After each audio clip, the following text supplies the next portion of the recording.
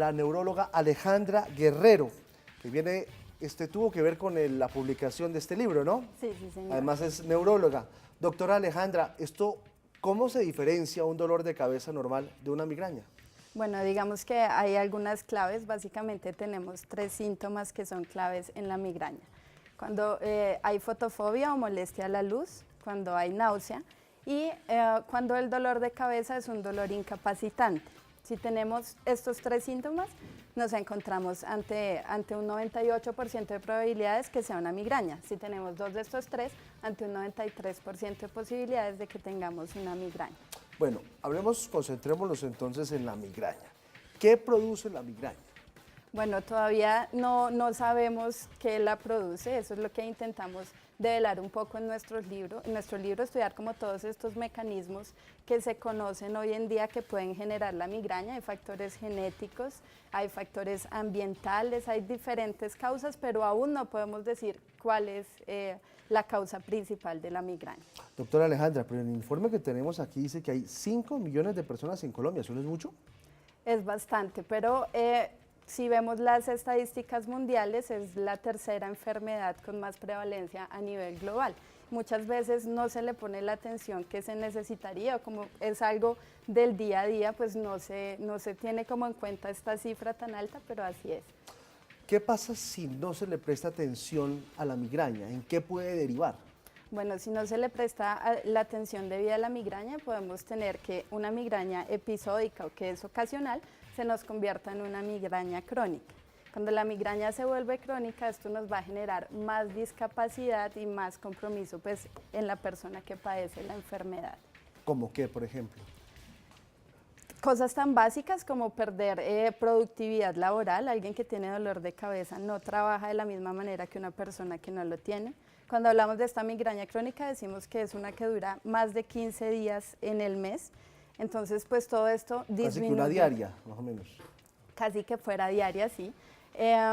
Y si tenemos esto, pues la persona no va a ser productiva. Si no es productiva, pues va a trabajar mal y esto va a aumentar los costos, tanto indirectos como directos, porque son personas que tienen que estar consultando frecuentemente a los médicos. O sea, esto es un problema de salud pública. Es un problema de salud pública. Bueno, ¿qué puede hacer uno para prevenir la migraña? O sea, ¿qué ha arrojado el estudio como para tratar de detener la enfermedad o abordarla desde algún lado?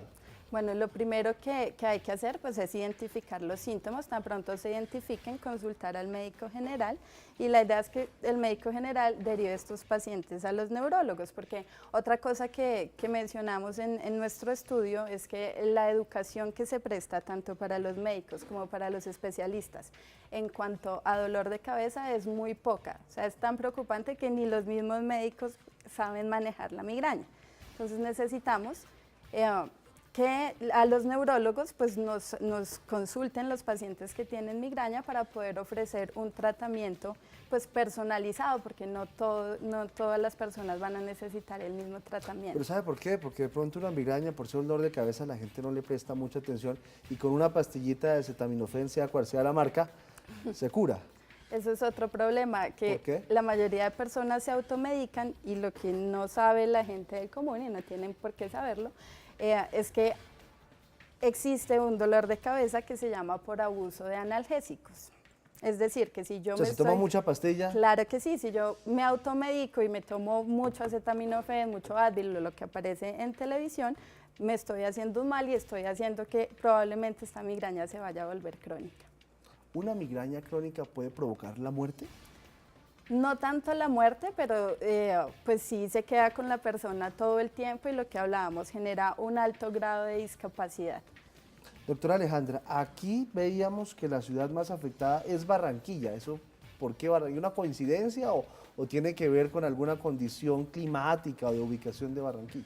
No, en el momento digamos que no podemos decir por qué razón sea Barranquilla la que más muestra este número de casos, porque pues esto es individual y aún no tenemos los datos epidemiológicos necesarios para decir la razón por la cual se ve más en Barranquilla. Digamos que son datos que se tienen por encima, superficiales. Habría que hacer un estudio epidemiológico mucho más grande. Doctora Alejandra, hábleme de su experiencia ahí en el hospital de Kennedy. ustedes montaron ahí, por decirlo de alguna manera, no es el término médico adecuado, un punto de observación de los casos de migraña. ¿Por qué? Bueno, en el Hospital de Kennedy tenemos un centro de excelencia en cefalea que no solo trata la migraña, sino todas las enfermedades en las cuales duele la cabeza, porque no todo dolor de cabeza es migraña, pero pues es el más común y es el que más vemos a diario. Y como lo mencionaba anteriormente, pues es necesario ponerle cuidado a estas enfermedades para que no se vayan a cronificar y no generen esta discapacidad a largo plazo en los pacientes. Para terminar, doctora Alejandra, 3 recomendaciones para las personas que nos están viendo sobre el tema de la migraña. ¿Cómo identificarlas? Bueno, entonces pues identifican los síntomas que mencioné previamente, si les molesta la luz cuando duele la cabeza, si hay ganas de vomitar y si el dolor tiene que los estar asociado incapacita. las náuseas con el dolor de cabeza. Exacto. Eso ya es migraña. Si tiene ese solo, no, pero si tiene las ganas de vomitar y le molesta la luz, tenemos un 93% de que sea migraña. O si tiene las ganas de vomitar y el dolor lo incapacita, que no se puede mover, estamos ante una migraña, 93% de probabilidad. Listo, lo identifica, llame a su neurólogo, no médico general. Digamos que el conducto regular por lo general es ir al médico general, pero lo ideal es que los médicos generales nos deriven los pacientes a los neurólogos. ¿Cuál es el tratamiento ideal para atacar la migraña?